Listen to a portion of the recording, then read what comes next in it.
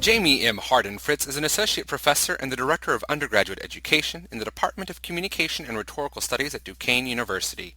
She received her PhD in Communication Arts from the University of Wisconsin-Madison and her MA from the University of Georgia. She teaches and conducts research on communication and work relationships, ethics, and professional civility. She is currently the first vice president of the Eastern Communication Association. In 2006, she co-edited Problematic Relationships in the Workplace for Peter Lang. In 2009, she co-authored Communication Ethics Literacy, Dialogue and Difference with Ron Arnett and Leanne Bell for Sage Publications. Let's welcome Dr. Janie M. Harden Fritz to CommuniCast. In 2009, along with Ron Arnett and Leanne Bell, you published Communication Ethics Literacy, Dialogue and Difference with Sage Publications. What made you initially interested in the area of communication ethics?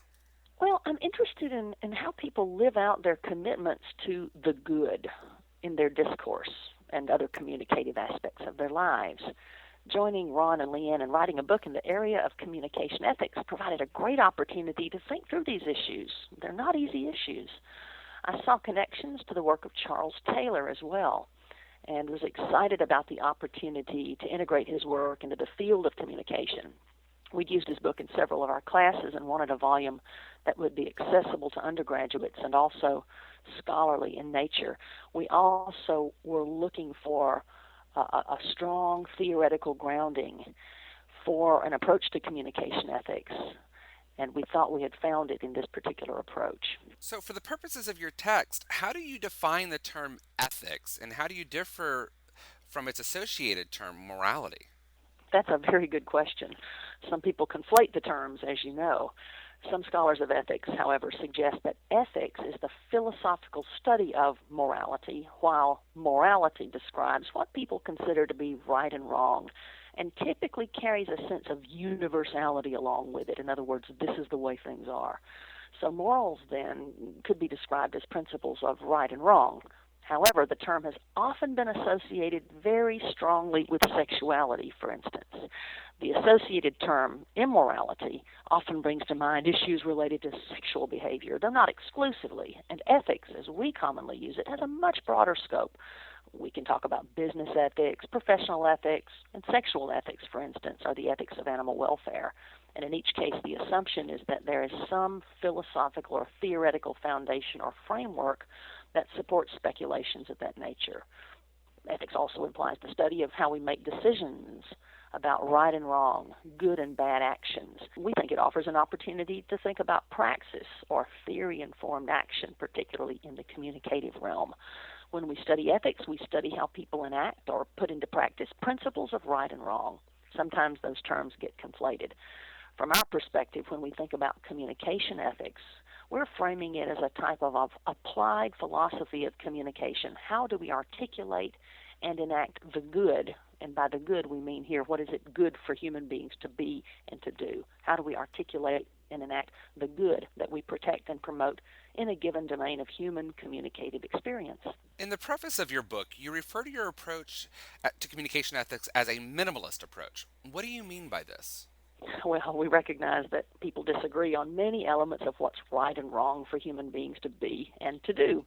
But for a large proportion of persons in many parts of the world, there is at least some very shared, limited understanding that it's good for societies and communities to work out their differences among themselves through discourse, debate, and argument in the public square without killing each other.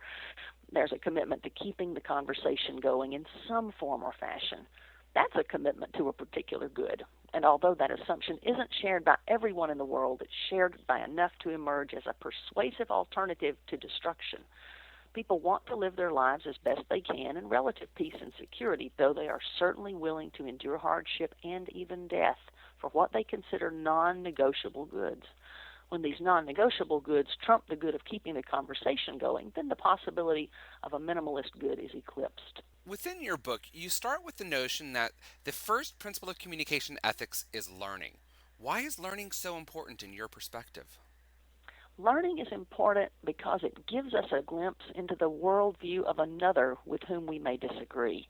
Learning does not imply agreement, but it does imply a better ground for understanding, for comparing perspectives, and for recognizing that people hold positions for what they consider good reasons.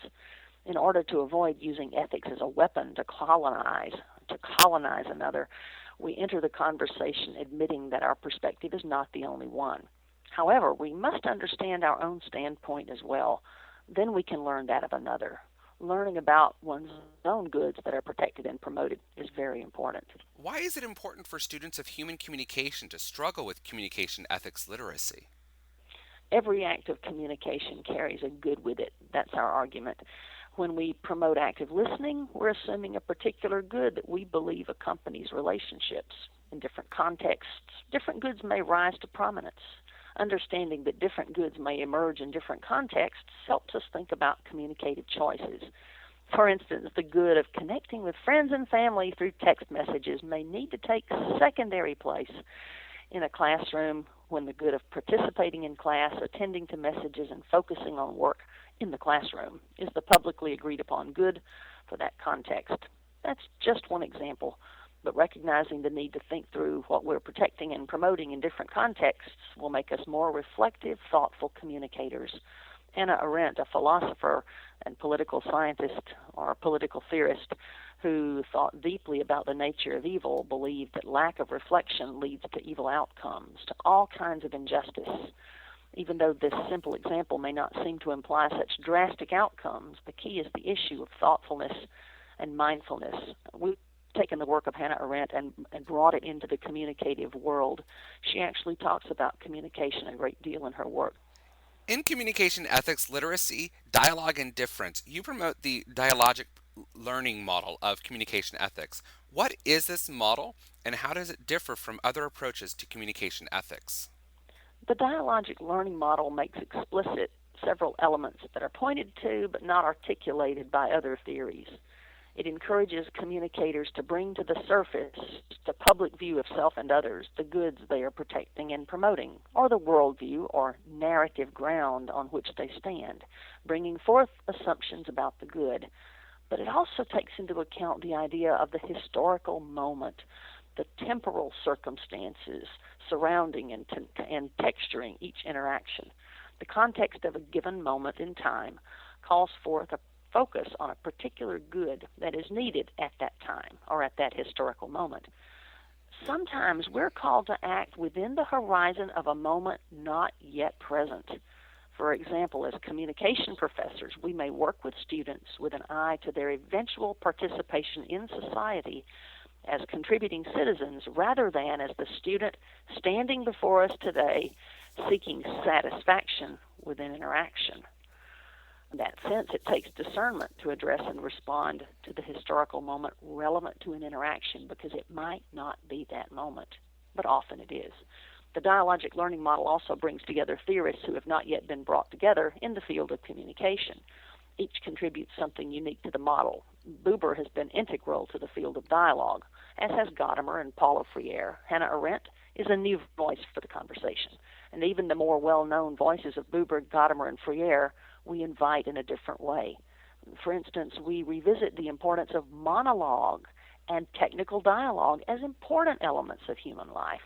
They're often denigrated or considered not to be appropriate ways of communicating, but we think they're very, very important. We don't live every moment in genuine dialogue. Such would be to deny the nature of that important and rare human phenomenon, dialogue. Gadamer offers the notion of bias and prejudice. We all come from some standpoint that meets the standpoint or horizon of another.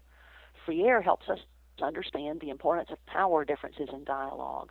And Arendt reminds us that belonging is not the ultimate good. Each of these scholars offers a correction to a view of dialogue that sees it as the only way to engage in human communication.